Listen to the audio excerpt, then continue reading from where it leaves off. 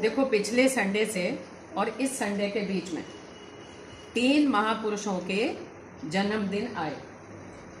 सबसे पहले 28 तारीख को भगत सिंह का जन्मदिन था। लता मंगेशकर का तो हम पहले सेलिब्रेट कर चुके, भगत सिंह का था। और कल महात्मा गांधी का और लाल बहादुर शास्त्री जी का जन्मदिन था। नहीं, कल नहीं आए थे। अब आप शांत होकर सुनिए। देखो, जब हमारा देश गुलाम था तो अंग्रेजों का शासन था और आज़ादी पाने के लिए सब लोग बड़ी कोशिश कर रहे थे। तो 2 दल थे, एक नरम दल और एक गरम दल। कौन से 2 दल थे? नरम दल और गरम दल। ध्यान से सुनो, नरम दल और गरम दल। नरम का मतलब पोलाइट और गरम का मतलब गुस्से वाला, ताकत वाला। तो नरम, बैठ जाओ, वहीं बैठ जाओ। नरम दल जो था वो तो गांधी जी थे। गांधी जी ने सत्य और अहिंसा 2 चीजों को जरूरी बताया। सत्य का मतलब सच बोलना और सच का आचरण करना। और एक बात उन्होंने और कही, अहिंसा मतलब किसी को मारना पीटना नहीं, किसी का खून नहीं बहाना, किसी से कोई कठोर बात नहीं कहना, ये सब हिंसा में आता था। तो अहिंसा का मतलब है कि आप किसी से कठोर बात नहीं कहेंगे, किसी को मारेंगे नहीं, किसी का खून नहीं बहाएंगे, हिंसा नहीं करेंगे। गांधी जी ने बड़ी नम्रता से देश को आज़ादी दिलाई, कोशिश करा, आंदोलन करे। और उन्होंने किस चीज पे जोर दिया? अपने देश में बनी हुई चीजों को खरीदो, विदेशी चीजों को मत खरीदो और देश की स्वतंत्रता के लिए कोशिश करो। और एक उन्होंने प्रार्थना पे बहुत बल दिया। गांधी जी गाते थे, रघुपति राघव राजा राम पतित पावन सीताराम। प्रार्थना वो रोज करते थे। हाँ, उनकी रोज प्रार्थना सभा होती थी। बोलो महात्मा गांधी की जय। तो महात्मा गांधी के महात्मा गांधी के प्रयासों से देश को आजादी मिली, लेकिन उन्होंने कोई पद नहीं लिया। और अंत में स्वतंत्रता के बाद एक व्यक्ति जो नाथूराम गोडसे था, उसने प्रार्थना सभा से आते समय महात्मा गांधी को शूट कर दिया, क्योंकि उनको महात्मा गांधी की बातें अच्छी नहीं लगती थी। वो 30 जनवरी का दिन था जब महात्मा गांधी शहीद हुए। आज हम उनका जन्मदिन मना रहे हैं और उस जन्मदिन पे हमें क्या प्रेरणा लेनी चाहिए? हम हमेशा सच बोलेंगे और किसी को नुकसान नहीं पहुंचाएंगे। बोलो महात्मा गांधी की। लाल बहादुर शास्त्री हमारे देश के प्रधानमंत्री थे। नेहरू जी के बाद लाल बहादुर शास्त्री जी बने थे। और लाल बहादुर शास्त्री पता है, बहुत छोटे कद के थे, बड़े दुबले पतले थे।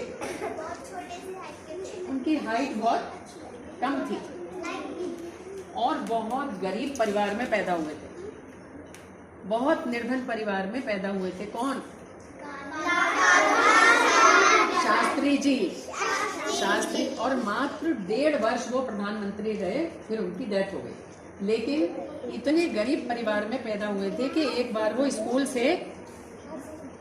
स्कूल से लौट के आ रहे थे अपने साथियों के साथ में। तो बारिश हो रही थी और बीच में नदी थी, पानी भरा हुआ था। उनके पास नाव वाले को देने के लिए पैसे नहीं थे।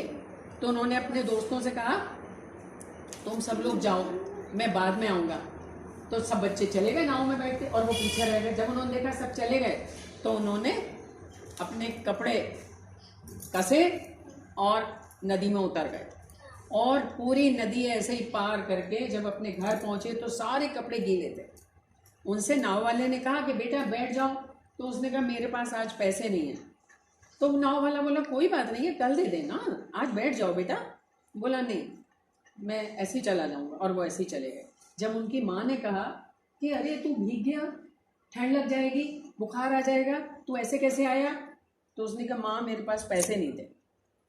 तो माँ ने कहा कि तो हम कल दे देते तुम उसको।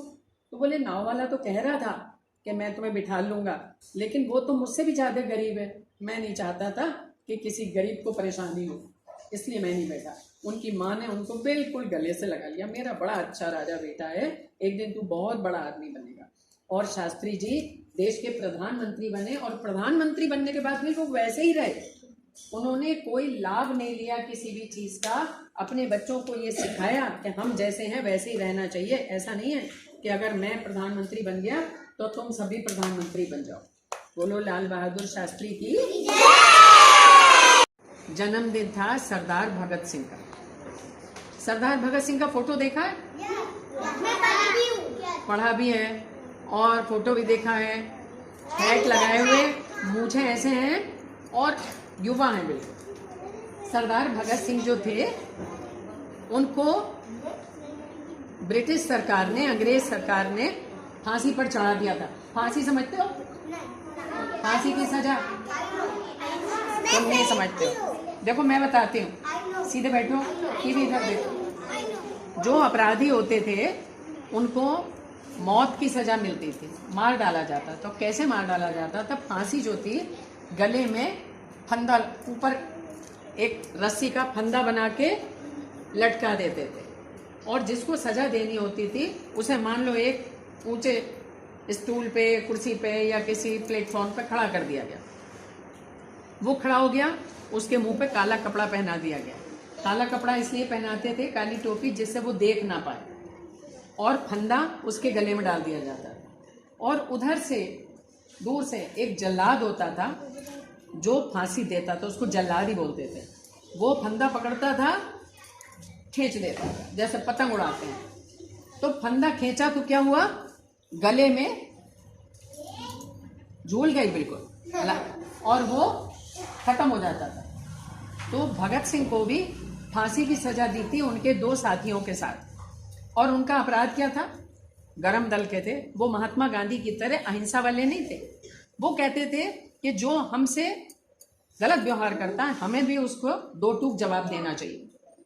तो उन्होंने असेंबली में बम फेंक दिया था, और जब बम फेंका तो उससे कोई मरा नहीं था। उन्होंने कहा हमने किसी को मारने के लिए बम नहीं फेंका है, हमने तो केवल बहरी सरकार के कान खोलने के लिए बम फेंका है, हमें आज़ादी चाहिए। और इसलिए उनको बंदी बना लिया गया। उन्होंने देश की आज़ादी के लिए खूब काम किया और खूब बढ़ चढ़ के हिस्सा लिया। इसी अपराध में उनको फांसी दी गई, और मात्र 23 वर्ष की उम्र में वो फांसी पर लटका दिए गए। बोलो सरदार भगत सिंह की जय। हम सबको भगत सिंह जैसा साहसी बनना चाहिए, महात्मा गांधी जैसा सच्चा बनना चाहिए, और लाल बहादुर शास्त्री जैसा ईमानदार बनना चाहिए। बोलो भारत माता की जय।